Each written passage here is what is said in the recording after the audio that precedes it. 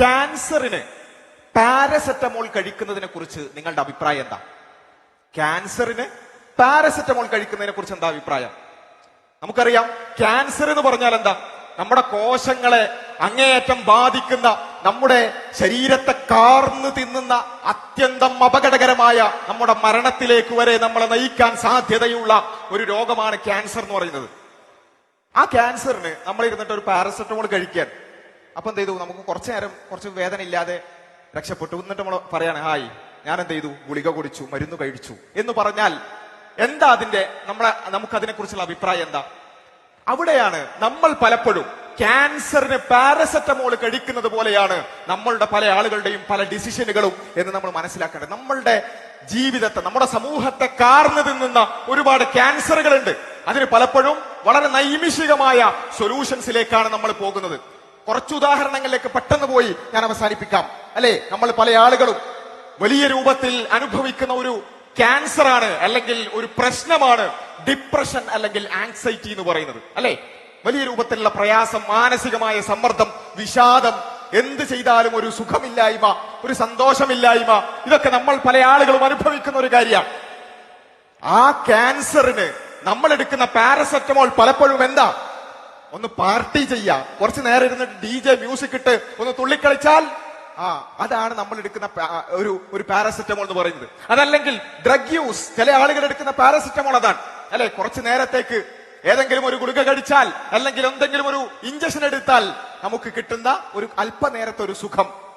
ഇങ്ങനെയുള്ള ഒരുപാട് സൊല്യൂഷൻസ് ആണ്, പാരസെറ്റമോൾ സൊല്യൂഷൻസ് ആണ് നമ്മൾ യഥാർത്ഥത്തിൽ പല പ്രശ്നങ്ങൾക്കും എടുക്കുന്നത്. എന്നാൽ ഈ പറഞ്ഞ ഡിപ്രഷനും ആങ്സൈറ്റിയും അതുപോലെ തന്നെയുള്ള വിഷാദവും എല്ലാം എടുത്തു നോക്കുകയാണെങ്കിൽ അത് വളരെ വ്യാപ്തിയുള്ള ഒരു വിഷയമാണ്. അല്ലെ, എങ്ങനെയാണ് അത് നമുക്ക് സൊല്യൂഷൻ, നമ്മൾ ആ ഒരു സൊല്യൂഷനിലേക്ക് നമുക്ക് എത്താൻ സാധിക്കുക?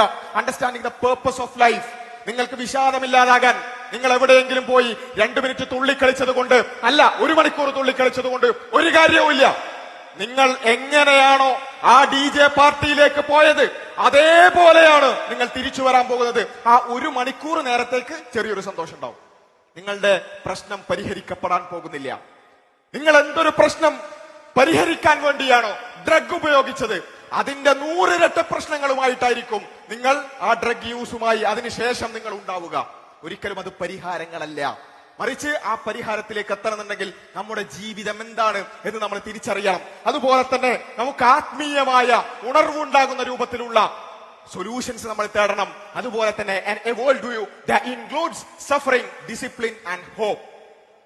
പ്രയാസങ്ങൾ, പ്രതിസന്ധികൾ, അതിനെ വിശദീകരിക്കുന്ന ഒരു ലോകവീക്ഷണം നമുക്കുണ്ടാകണം. നമ്മൾ ഗസയെ കുറിച്ച് കേൾക്കുന്നുണ്ട് അല്ലെ? ഗസയിലുള്ളവർക്ക് എത്രമേൽ വലിയ പരീക്ഷണത്തിലൂടെയാണ് അവർ കടന്നു പോകുന്നത്.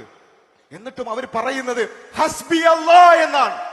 ഹസ്ബി അല്ലാ, എനിക്ക് എന്റെ അള്ളയുണ്ട്.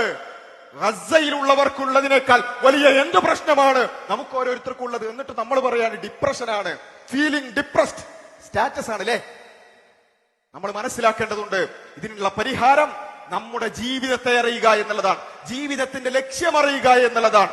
അതിനനുസരിച്ചുള്ള ഒരു ലോകവീക്ഷണം, ഇസ്ലാം ആ സൊല്യൂഷനിലേക്ക് കടക്കുക എന്നതാണ്.